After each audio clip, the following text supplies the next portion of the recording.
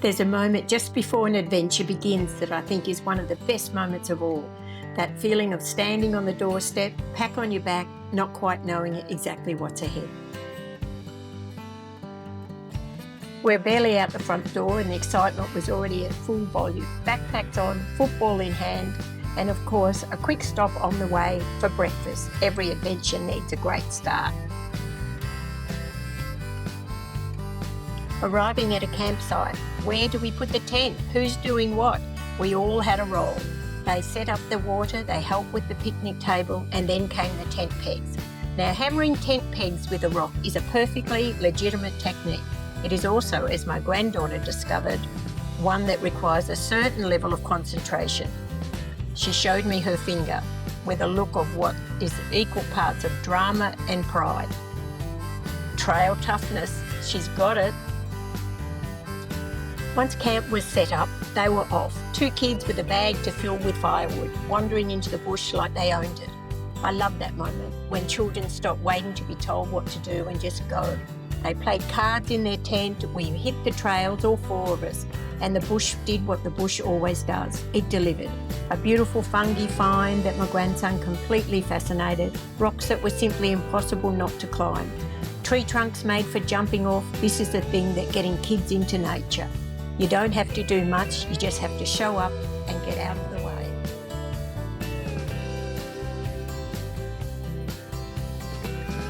There is nothing like a campfire at night with children around it. The fire took a little coaxing to get going, but once it did, magic happened. Marshmallows were toasted, sausages were cooked, pasta was eaten with the kind of enthusiasm that only fresh air and a big day can produce. And then, rugged up, torches in hand, we headed out in the dark for a night walk. Looking up at the Milky Way, standing in the quiet and just looking up. Some moments you don't need to say anything at all. We were up bright and early, soon to be cooking bacon, muffins, pancakes, and nobody was in a hurry. This is what I want them to remember, not just the big exciting moments, but the slow ones too. The ones where you're just together, warm and happy. Then we packed up camp and hit the trails one more time. The second day delivered something really special. Rocks, enormous rocks, magnificent rocks. That was my grandchildren took one look and immediately began scaling. There was one formation they discovered that looked exactly like the open mouth of a crocodile. Of course, they climbed straight in.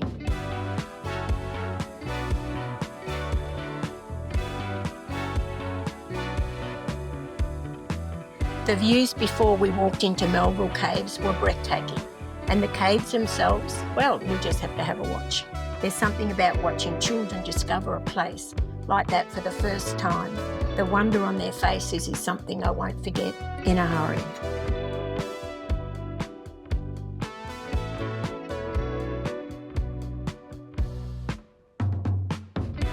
Then came the moment I loved most, stepping outside their comfort zone, sliding down the rock face, and that look of pure achievement, that right there, that's why we do this.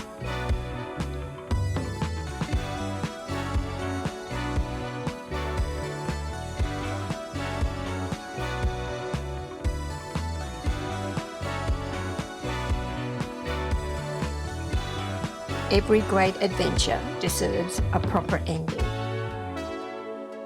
I don't think their first camping trip won't be their last. I'll make sure of that.